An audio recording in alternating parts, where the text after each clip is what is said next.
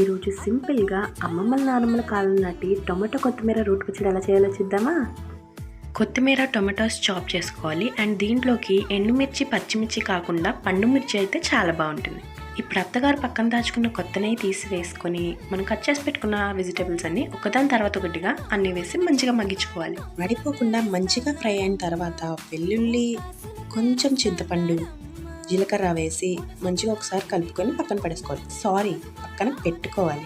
ఇప్పుడు దాంట్లోకి తగినంత సాల్ట్ వేసుకోవాలి. ఇప్పుడు మనం దీన్ని తీసుకొని మిక్సీ దగ్గరకు కాకుండా రోల్ దగ్గరికి వెళ్ళాలి. ఎందుకంటే దీనికి మనం రోటి పచ్చడి అని పేరు పెట్టాం కదా, కనీసం పేరుకైనా న్యాయం చేయాలి, లేకపోతే మాట వచ్చేద్ది. ఏమంటారు? ఇప్పుడు మంచిగా రుబ్బేసుకోవడమే. రుబ్బలేకపోతున్నారు అనుకోండి, మీకు ఎవరి మీదనో కోపం ఉంటే వాళ్ళని తలుచుకోండి, సింపుల్గా అయిపోద్ది.